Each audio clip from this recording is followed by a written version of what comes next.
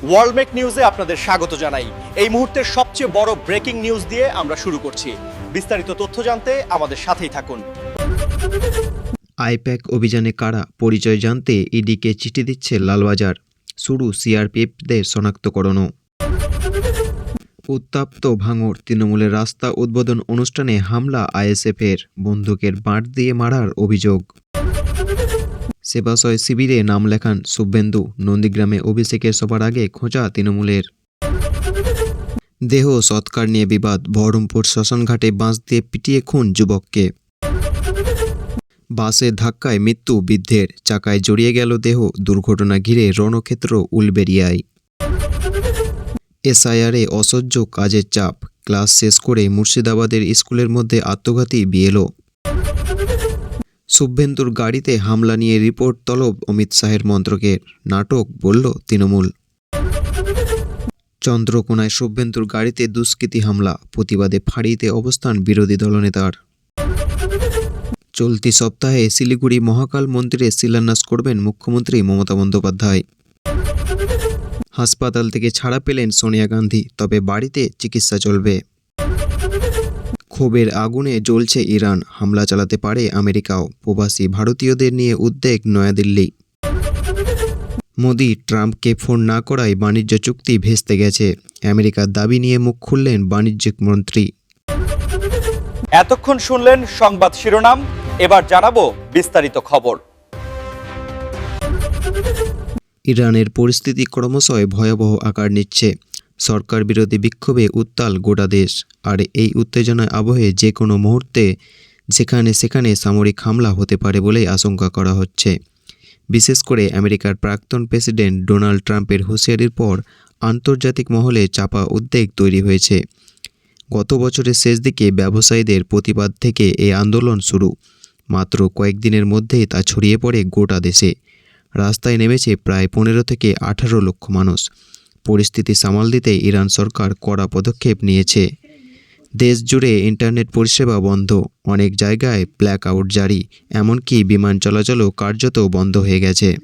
এই অবস্থায় ইরানে থাকা ভারতীয় নাগরিকদের নিরাপত্তা নিয়ে চিন্তায় নয়াদিল্লি।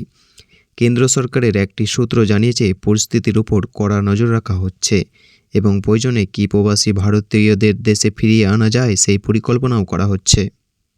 এদিকে নরওয়ে একটি মানবাধিকারী সংস্থা দাবি করেছেন, এই বিক্ষোভ ঘিরে এখন পর্যন্ত অন্তত প্রায় 200-র কাছাকাছি মানুষের মৃত্যু হয়েছে। যদিও ইন্টারনেট বন্ধ থাকায় প্রকৃত তথ্য পাওয়া কঠিন হয়ে পড়েছে, ফলে মৃতের সংখ্যা আরও বেশি হতে পারে বলেই আশঙ্কা। খবরে আরও বলা হয়েছে, দেশের বিভিন্ন চিকিৎসা কেন্দ্রে এবং ত্রাণ শিবিরেও হামলা ঘটেছে। সব মিলিয়ে ইরানের পরিস্থিতি এখন অত্যন্ত উদ্বেগজনক। গোটা বিষয়টির দিকে নজর রাখছে আন্তর্জাতিক মহল, আর একই সঙ্গে নিজেদের নাগরিকদের নিরাপত্তা নিশ্চিত করতে প্রস্তুত ভারত সরকার। পশ্চিম মেদিনীপুরে চন্দ্রকোনায় তীব্র উত্তেজনা, বিরোধী দলনেতা শুভেন্দু অধিকারী কনভয়ের উপর হামলার অভিযোগ উঠেছে। শনিবার রাতে প্রায় 8:30 নাগাদ পুরুলিয়া থেকে সভা সেরে ফেরার পথে 60 নম্বর জাতীয় সড়ক ধরে চন্দ্রকোনা রোড এলাকায় পৌঁছান শুভেন্দু অধিকারী। অভিযোগ, সাতবাঁকুড়া অঞ্চল অফিসের সামনে আচমকায় কয়েকজন দুষ্কৃতী তার গাড়ি লক্ষ্য করে চড়াও হয়। শুভেন্দুর দাবি, প্রায় 20 জনের মতো লোক বাঁশ ও লাঠি নিয়ে তার গাড়িতে হামলা চালায়।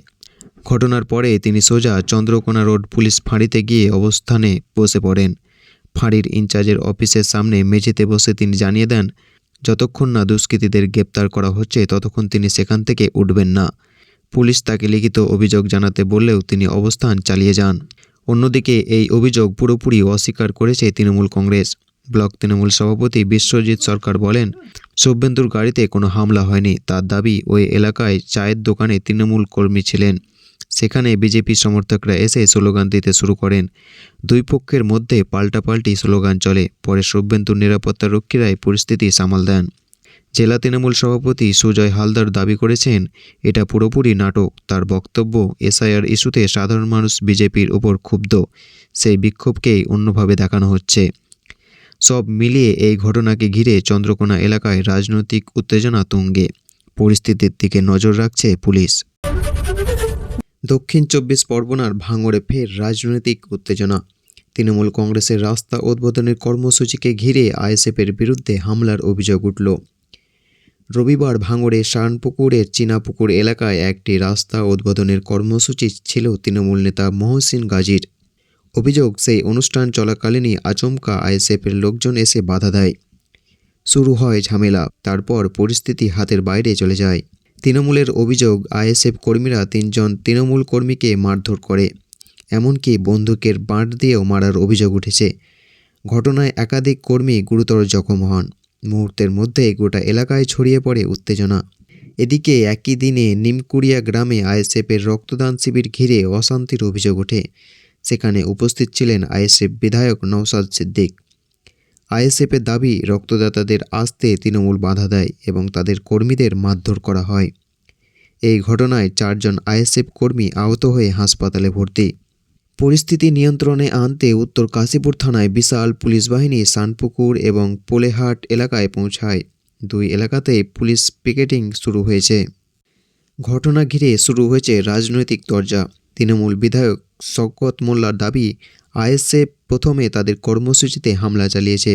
পাল্টা আইএসএফ বিধায়ক নওশাদ সিদ্দিকের অভিযোগ, তৃণমূলের গুন্ডারাই তাদের কর্মীদের উপর আক্রমণ করেছে। সব মিলিয়ে আপাতত ভাঙড় এলাকায় চাপা উত্তেজনা বজায় রয়েছে। পরিস্থিতির উপর কড়া নজর রাখছে পুলিশ প্রশাসন। এতক্ষণ শুনলেন বিস্তারিত সংবাদ। আজকের মতো সংবাদ এখানেই শেষ হলো। ধন্যবাদ।